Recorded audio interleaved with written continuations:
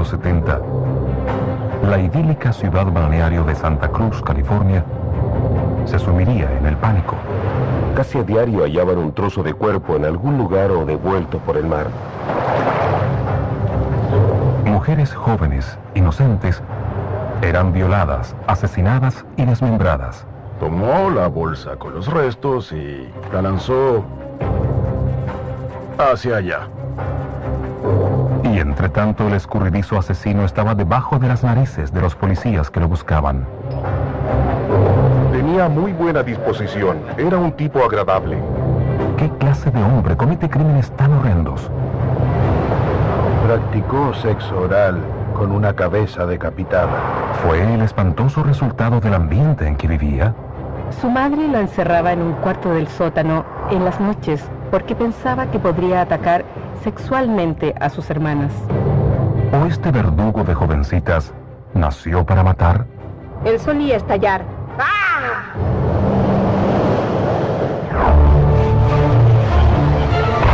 Dementes, California, Estados Unidos.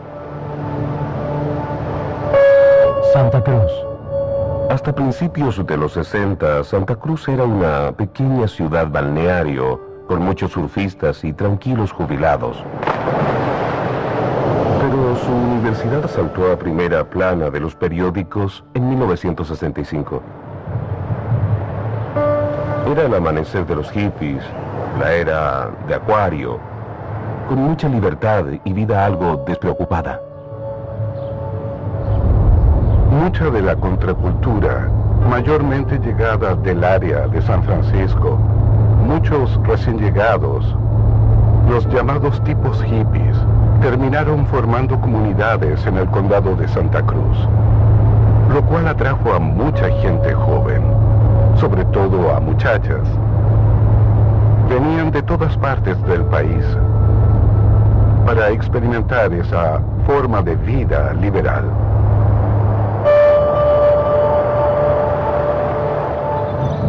Pero en 1972 se acabó la paz en Santa Cruz. Repentinamente aparecieron cadáveres en la playa arrojados por el mar. Eran hallazgos espeluznantes y el pensamiento generalizado en la ciudad era: ¿qué está pasando en nuestro paraíso? Tuvimos muchas denuncias de personas desaparecidas. Estaba claro que existía un asesino de jóvenes estudiantes. Una universitaria de Fresno, Anita Loquesa, de 18 años, desaparece. Hallaron un cráneo en la montaña. Era solo la cabeza, no había cuerpo. Mary Ann Pesh, estudiante de 18 años y talentosa esquiadora, desapareció. Todo empezó a hacerse muy confuso para los investigadores de homicidios. La bailarina de 15 años, Aiko Koo, es secuestrada. Parecía que el mundo había enloquecido.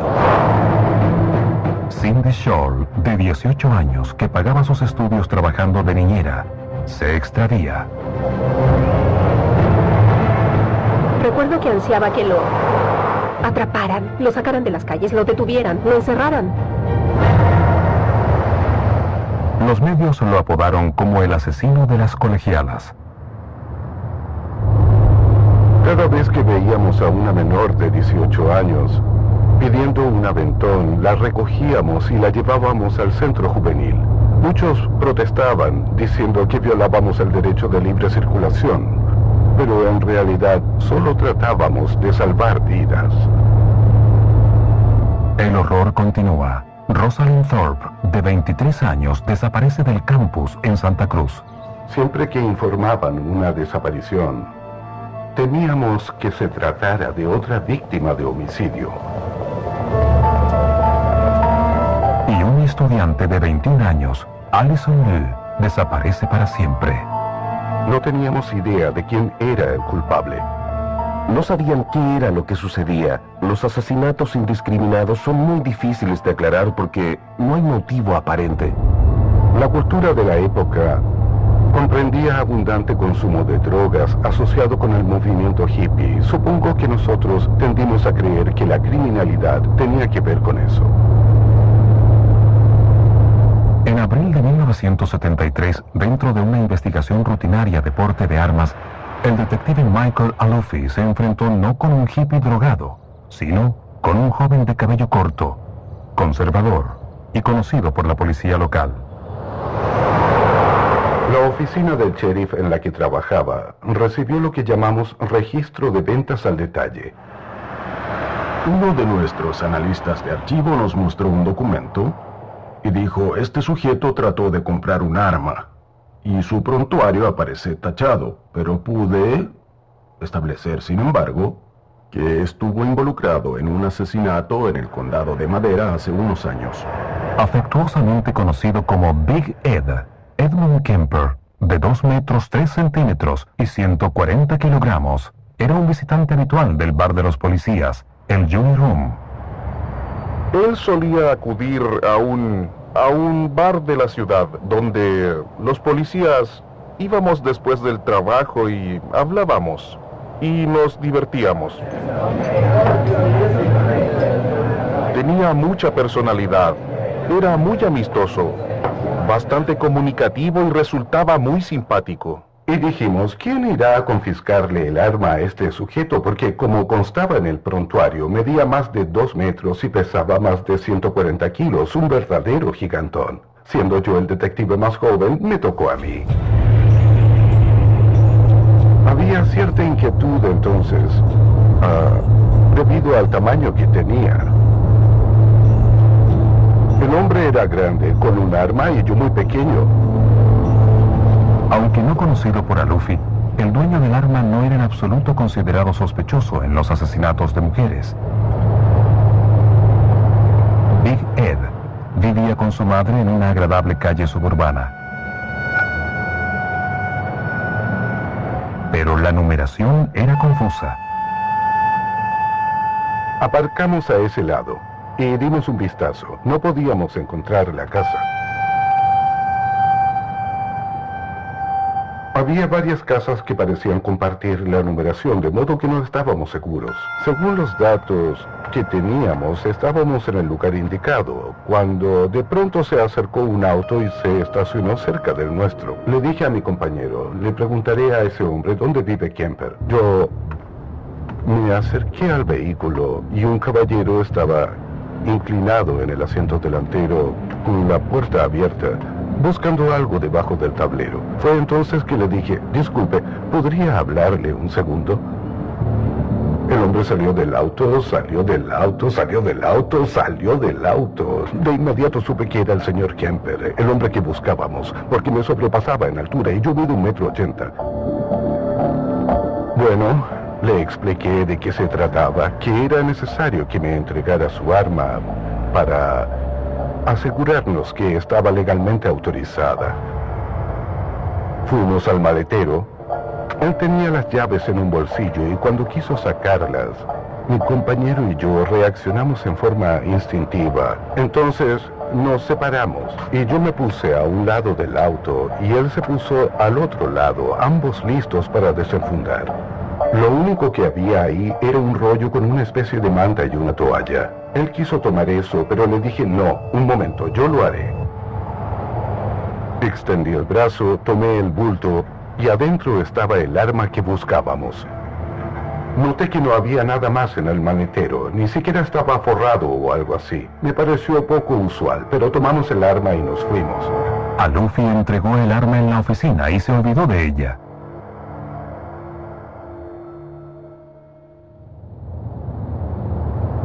Dos semanas después, a las 5 de la mañana, el agente Jim Conner está de turno cuando oye que un colega recibe una llamada del dueño del arma. Como conocía a Ed, lo atendí yo y empezamos a hablar. Era evidente que algo andaba mal. Él estaba en Pueblo, Colorado. Estaba en un teléfono público y no había dormido en varios días. Me dijo que había hecho algo muy malo. Él me contó que había matado a su madre y a una amiga de ella. Me dijo que ellas estaban en su casa Y él me preguntó si yo conocía a Mickey y a Luffy. Le respondí sí.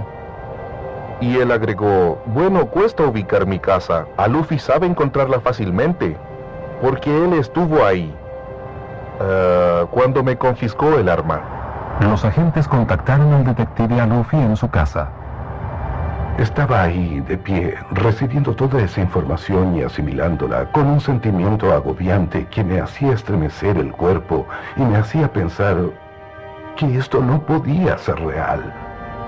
Uno de los alguaciles rompió la ventana del fondo, al otro extremo de esa puerta, y empezamos a tratar de localizar los cuerpos. En el closet hallamos una sábana y vimos unos cabellos y sangre. Luego, Big Ed Kemper hizo una confesión impactante. Le comentó a Jim Connor por teléfono que él había matado a todas las estudiantes. Cuando lo detuvieron, Big Ed Kemper, de 24 años, hizo un relato tan extraordinario como repulsivo. Santa Cruz, California, Estados Unidos. Comienzos de los 70.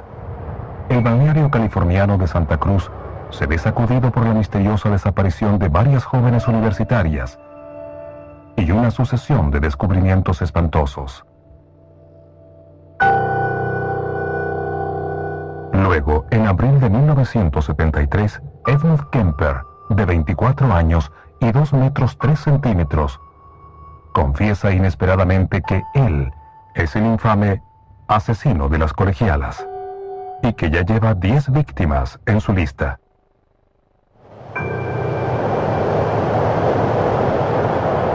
Ya arrestado, se dispone a revelar su extraordinaria historia.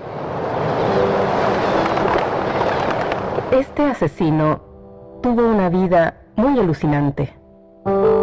Nacido en 1948, Edmund Kemper fue el segundo de 3 hijos.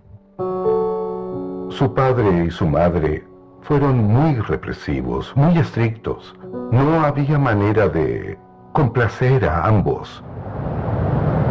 De niño en Burbank, California, Kemper admiraba a su padre, pero tenía dificultades con su madre, Clarnell.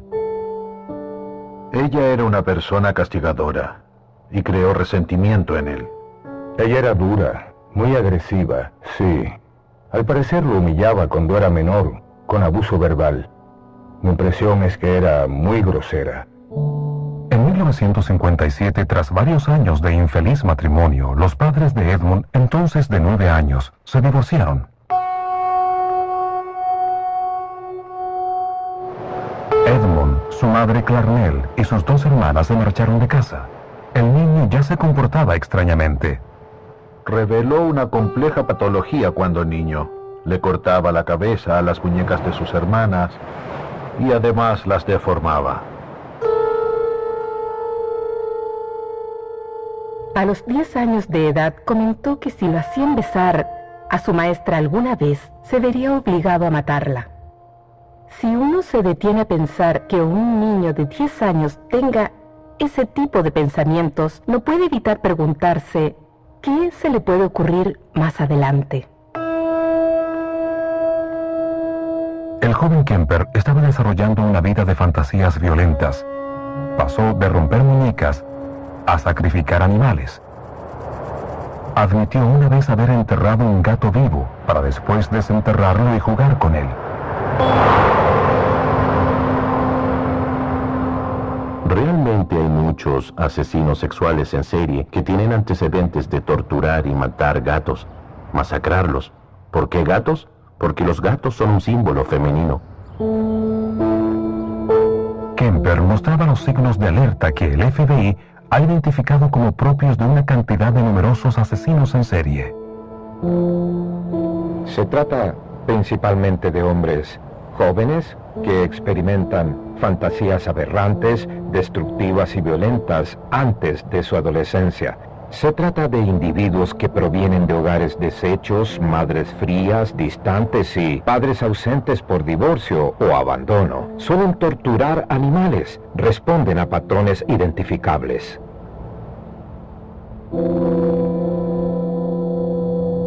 Kemper creció más alto, más fuerte, más extraño. Su madre lo ponía en un cuarto del sótano y lo encerraba en la noche, porque pensaba que podría atacar sexualmente a sus hermanas. Él recordaba un catre, un saco de dormir y un bombillo eléctrico colgando del techo, con una cadenita como interruptor. Lo mencionaba como una época muy dura en su vida, muy aterradora, con ratas merodeando en la oscuridad, cosas como esas. Siendo adolescente, Kemper abandonó a su madre y viajó a Los Ángeles en busca del padre que admiraba. Él esperaba quedarse a vivir con su padre, pero me contó que cuando estuvo ante él, su padre lo rechazó enseguida. Edmund Kemper fue enviado entonces a vivir con sus abuelos paternos en una remota granja. Allí las violentas fantasías del alterado adolescente se concretarían por primera vez. Descubrió que su abuela era tan autoritaria y represiva como su madre. Su abuelo salió de compras en una ocasión y Edmund, con un rifle calibre 22, baleó y mató a su abuela.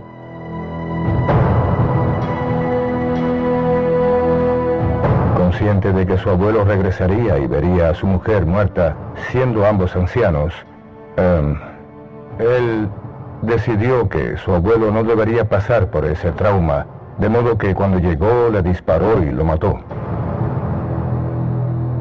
Declaró que no había querido que su abuelo sufriera viendo a su esposa muerta. Una reacción increíble, porque uno no mata a alguien para impedir que descubra a su mujer asesinada. Atascadero, California, Estados Unidos.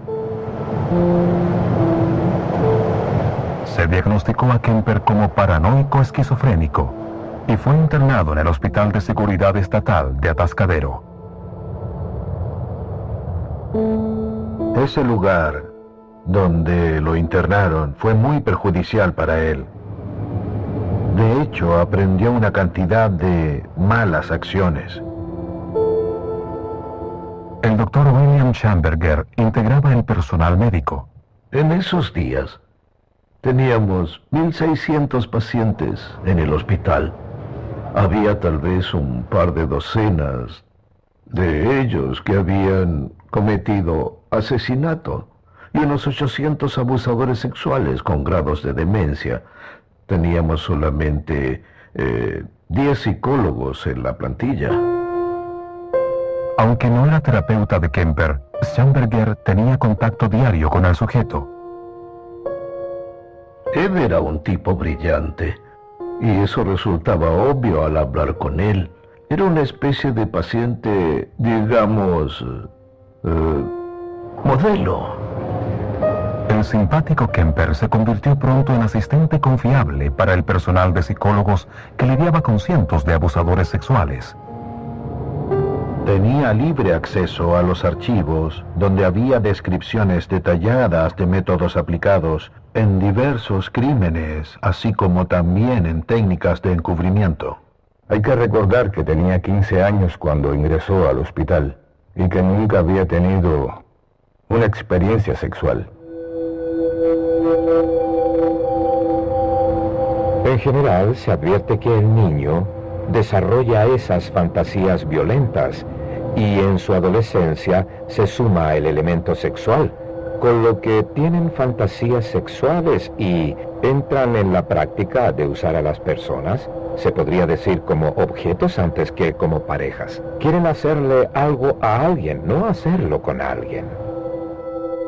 Tenía una vida de fantasías. Confesó que se masturbaba varias veces al día mientras estuvo en el hospital. Como parte de sus deberes, Kemper tenía acceso a los formularios de pruebas psicológicas. Kemper era muy listo. Sabía lo que un psiquiatra o un psicólogo querían oír, el criterio que aplicaban para sus diagnósticos. Lo trataron y supongo que creyeron que había sanado. Después de 5 años en el Hospital de Seguridad, Edmund Kemper, de 20 años de edad y 2 metros 3 centímetros de estatura, fue liberado. Santa Cruz, California, Estados Unidos. Fue dado de alta y puesto bajo tutela de la autoridad juvenil con la recomendación de no permitirle vivir con su madre. Por desgracia, la autoridad juvenil no siguió el consejo y él se fue a vivir con su madre. Su vida social, debo decir, era inadecuada, según la describió. Se sentía muy incómodo con las mujeres, por lo tanto estaba solo. Era un hombre joven, de 21 o 22 años, que al parecer nunca había salido con una mujer, aunque debía tener la necesidad de relacionarse con una. No es nada fácil hablar con alguien y decirle: maté a mis abuelos, me internaron en un hospital mental y ahí estuve por 5 años de mi vida. Cuesta imaginar lo difícil que podría haber sido. Eso no excusa los hechos, pero es una forma de describir la situación. Empezó a recoger estudiantes y algunas de ellas terminaron asesinadas de la peor forma imaginable. Bajo arresto, Edmund Kemper revelaría a los investigadores todo el horror de sus extraordinarios crímenes en un minucioso y gráfico detalle.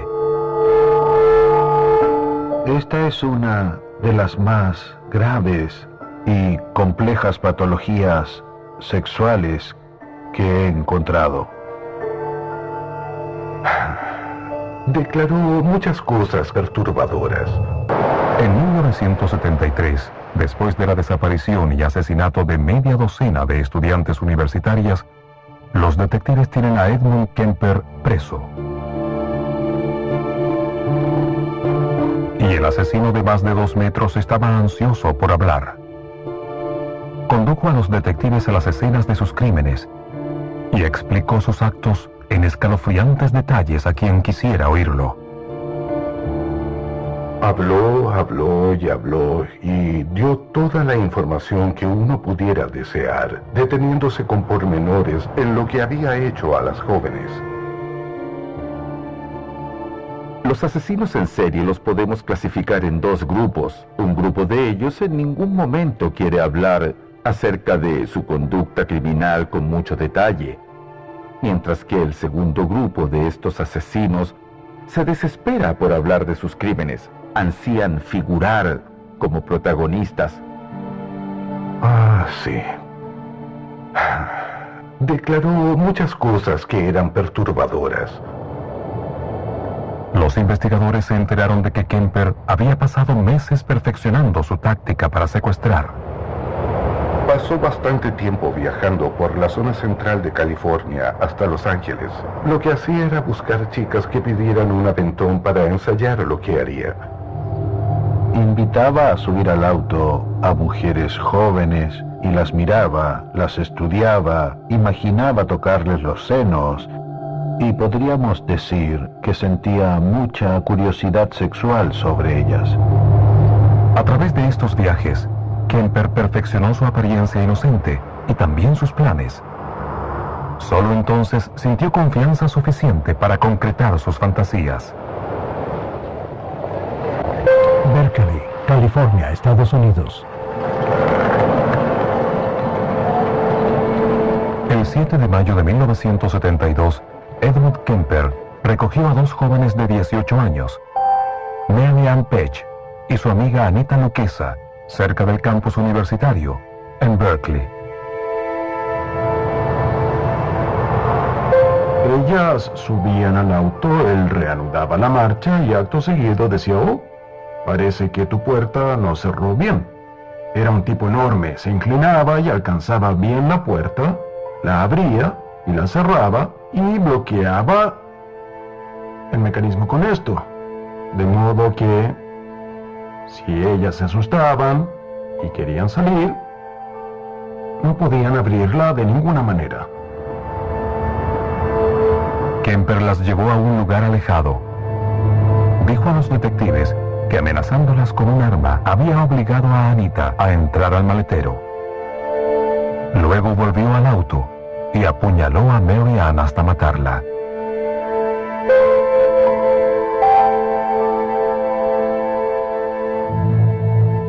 Piensen en Anita Luquesa, en el maletero, oyendo cómo su amiga era acuchillada y sus desesperados gritos. La verdad es que eso debió ser algo muy horrendo. Después Kemper abrió el maletero y mató a Anita. Llevó los dos cuerpos a un apartamento que alquilaba. Ahí las descuartizó para luego tirar los trozos en las montañas. Todo el tiempo que la policía buscaba al misterioso asesino, el supuestamente inofensivo Edmund Kemper estaba junto a ellos, en su bar favorito. Recuerdo que Ed estaba ahí con mucha frecuencia, especialmente en los días en que los homicidios estaban ocurriendo. Él llegaba y tomaba un par de cervezas con nosotros. Era un tipo simpático. Mientras estaba con ellos, podría pensar, bien, aquí estoy, un asesino en serie, sin que ellos tengan idea y me acepten como uno de los muchachos. Era un admirador de la policía, así lo describiría. Muchos asesinos sexuales en serie tienen fascinación por la policía. Esa es parte de su psicología. Y eso ocurre por varias razones. Relacionarse con ellos es una, pero también lo hacen por seguir las investigaciones y ver si conversan sobre ellos. Eso les resulta muy estimulante. Hablábamos, tú sabes, sobre una joven encontrada aquí y otra joven encontrada allá. Y trozos de cuerpo en la playa, cosas así. Eran nuestras conversaciones con los muchachos en el bar Jury Room. University Avenue, Berkeley, California. El 14 de septiembre de 1972, Kemper divisó a la estudiante de ballet de 15 años, Aiko Koo, pidiendo un aventón. Había perdido su bus y le preocupaba atrasarse para su clase de baile. Pedía un aventón porque estaba atrasada. Deseaba llegar a San Francisco. Era muy joven, pequeña, fácil de dominar.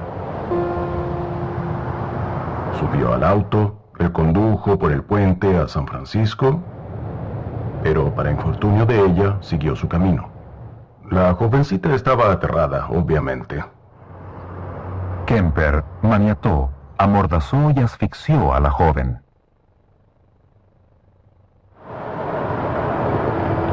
Pero solo cuando Kemper llevó los cuerpos de sus víctimas a su casa, llevó a cabo plenamente sus demenciales fantasías.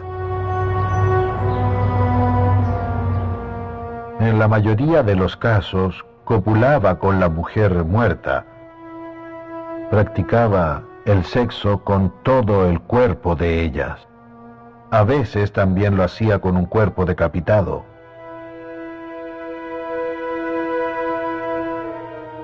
Hasta llegaba a tener sexo oral con una cabeza decapitada.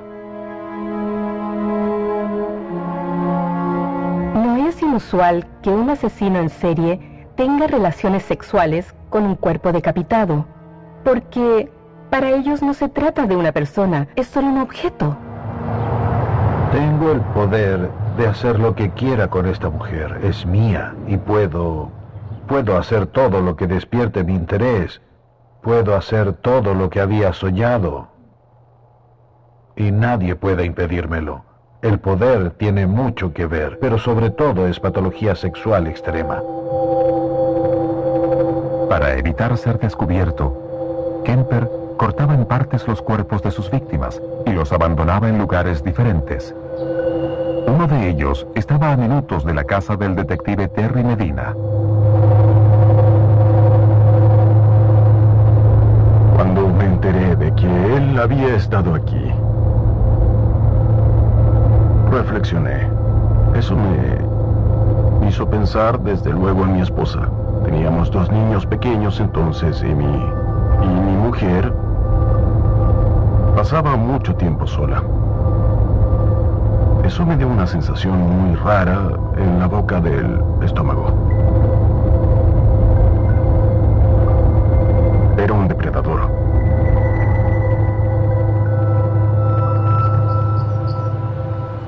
Bien, este es aproximadamente el lugar en que Kemper aparcó su auto. Es muy remoto. Era más remoto hace 30 años que ahora, porque no había nada aquí entonces. Era terreno montañoso. Tomó un saco y lo llevó justo hasta el borde. Recuerdo que no había ninguna cerca ahí. Lo lanzó hacia allá y eran los restos de Aikoku. De todos los asesinatos, ese es el que más me afectó, el que más recuerdo. Todos fueron muy bestiales, pero ese es el que más ronda mi mente. Hay algo, siempre hay algo en estos asesinatos que permanece, que se queda en tu mente.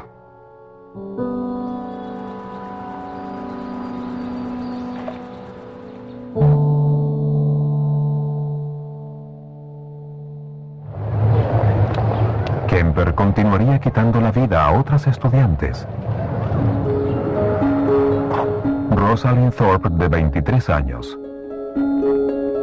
Alison Liu, de 21 años. Y Cindy Scholl, de 18 años, niñera de los hijos del agente de policía Jim Conner. Era muy joven y necesitaba dinero como tantas personas. Era muy agradable. Sabíamos que era una estudiante de la universidad y nos sentimos seguros al confiarle el cuidado de los niños. Él la mató con un arma calibre 22. Kemper llevó el cuerpo de Cindy a su dormitorio en la casa de su madre. La había desmembrado, pero en su mente debió haber alguna relación, una especie de apego, y retuvo su cabeza. Kemper dijo a los detectives que había ocultado la cabeza de Cindy en el patio de la casa de su madre, debajo de la ventana de su dormitorio. La enterró. Estaba a medio metro en el patio, frente a la ventana del dormitorio. Era la forma en que él mantenía el vínculo en su mente. Fue increíble, porque Ed parecía, si puedo decirlo, un gigante bueno, con una personalidad agradable y un carácter simpático. No entiendo cómo pudo ser responsable de algo como eso.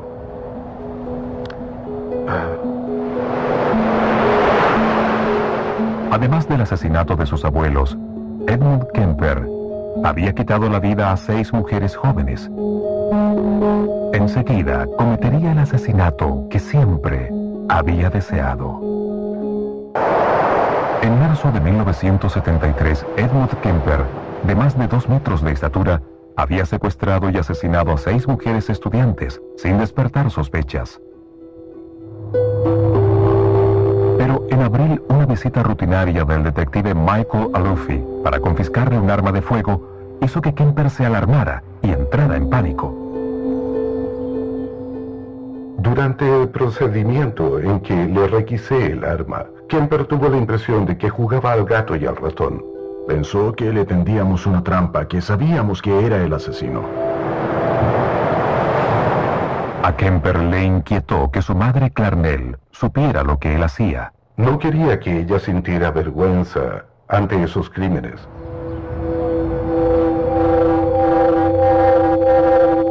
Edmund Kemper resolvió finalmente cometer un crimen que era su mayor fantasía desde su infancia. Se levantó a las 4 de la madrugada, tomó un martillo, entró al dormitorio de su madre y la golpeó en la cabeza repetidas veces. Fue un asesinato realmente aberrante. La madre de Kemper sufriría lo mismo que las jóvenes, y más. Le cortó la cabeza y después le insertó su pene en la boca. La puso en la repisa de la chimenea y le gritó, le habló a gritos. En un momento le lanzó unos dardos a la cara. Le enrostró lo mucho que ella le había gritado a él, con desprecio, para humillarlo. Le cortó las cuerdas vocales y trató de destruirlas en la unidad trituradora de basura del fregadero, como castigo porque usando esas cuerdas vocales ella lo había ofendido. Temeroso de que la muerte de su madre fuera descubierta por la mejor amiga de ella, Kemper invitó a la mujer a la casa, la mató y luego huyó.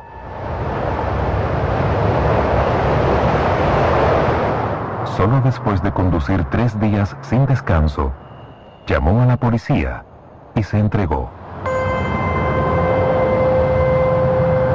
El detective Medina fue enviado a la escena del crimen para procesar lo ocurrido. Cuando llegamos, no había nada alterado. Se veía como que alguien se hubiera ido de vacaciones.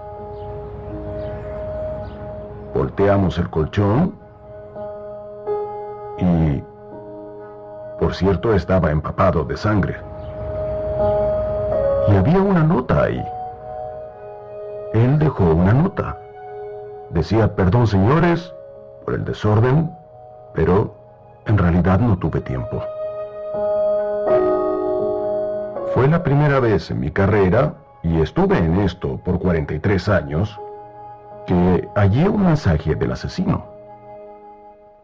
Los cuerpos de la madre de Kemper y la amiga habían sido cuidadosamente escondidos en 2 armarios.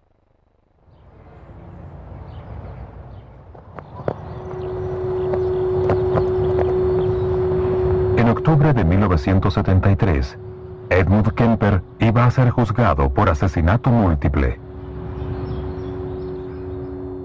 Tanto la fiscalía como la defensa buscaban respuesta a la pregunta que todos se hacían. ¿Por qué ese hombre amigable y colaborador habría asesinado a tantas personas?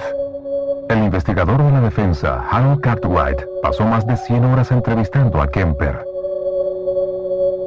En realidad, nunca me sentí amenazado por ese hombre de 140 kilos y sus 2 metros de altura.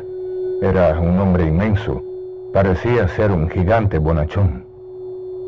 Pero parece que el aspecto de Kemper para el sexo opuesto impresionaba de forma absolutamente distinta. A pedido, Cameron Jackson, estudiante graduada en psicología en la época, le realizó un test estándar de personalidad. Yo era la única persona en el cuarto con él. Le leía las preguntas y él era bastante colaborador, pero de pronto, sin decir palabra, empezó a pararse y a continuación estalló como un volcán y exclamó ¡ah! Y agitaba sus manos. Entonces yo retrocedí de inmediato. Y bueno, entraron 2 policías que trataron de calmar la situación. Fue una manifestación veloz y abrumadora de enojo, emoción y furia. No recuerdo exactamente qué pregunta le había hecho. Sé que tenía que ver con mujeres y yo era una mujer haciendo preguntas.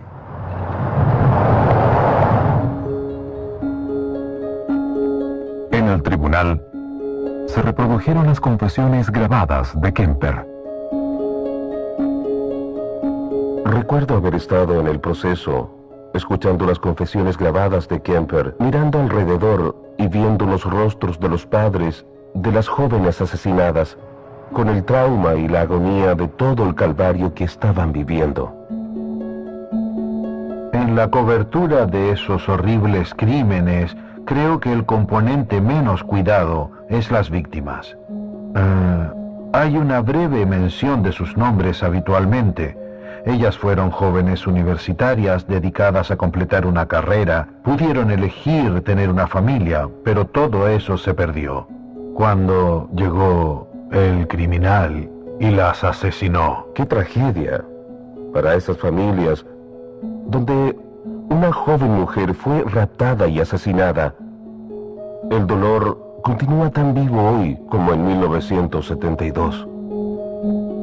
El 8 de noviembre, Edmund Kemper fue declarado culpable de 8 actos de asesinato en primer grado y sentenciado a cadena perpetua.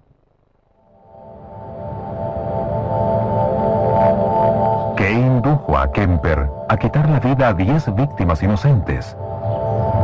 ¿Fue su vida familiar destrozada? ¿El abuso emocional ejercido por su madre? ¿O sencillamente nació para matar? Solo una vez dijo algo como... Fue la manera en que podía dominarlas. Y fue lo único que dijo en todo el tiempo en que estuve con él, respecto a lo que había hecho y por qué motivo. Ed Kemper era un clásico sociópata, digno de estudio. No sentía culpa, solo él importaba. No tenía compasión.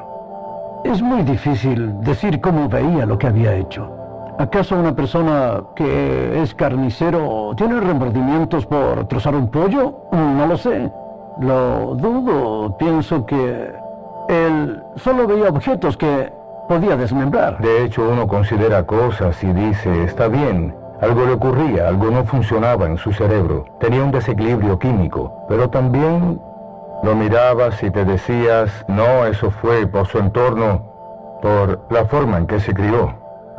Es posible que podamos afirmar que las experiencias que tuvo en su vida lo llevaron al punto de convertirse en un asesino en serie. Quizás siempre quiso matar a su madre, quién sabe. Creo que al estudiar a los asesinos en serie siempre hallamos a quien culpar. Tuvo que ser esa madre loca que lo encerraba en el sótano, aunque debe haber sentido algo. La verdad es que las personas que están junto a asesinos en serie por un periodo captan ciertas sensaciones que no pueden describir, pero que les dicen algo. Hay factores genéticos y biológicos. Hay factores sociológicos y complejos factores psicológicos, y todos ellos interactúan. Si queremos prevenir estos hechos, tendremos que atacarlos a esos niveles. Nadie nació para matar.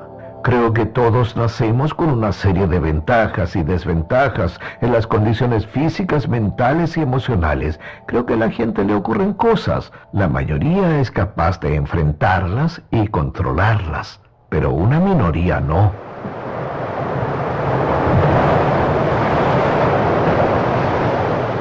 Varios años después de haber sido encarcelado Kemper, llegó un paquete a la casa del psiquiatra Dr. William Schamberger, que había sido amistoso con el adolescente Edmund.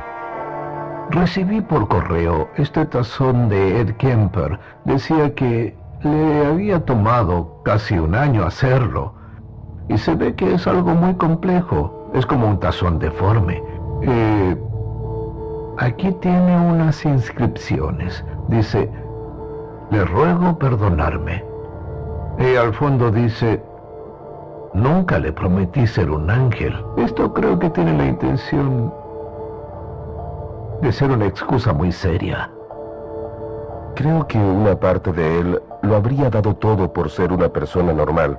Pude ver eso en él. Pude verlo cuando él testificaba. Hay una parte de Ed Kemper tan horrorizada y dolida por sus crímenes como lo estamos nosotros. Estoy seguro que en su interior no puede estar feliz con lo que terminó haciendo.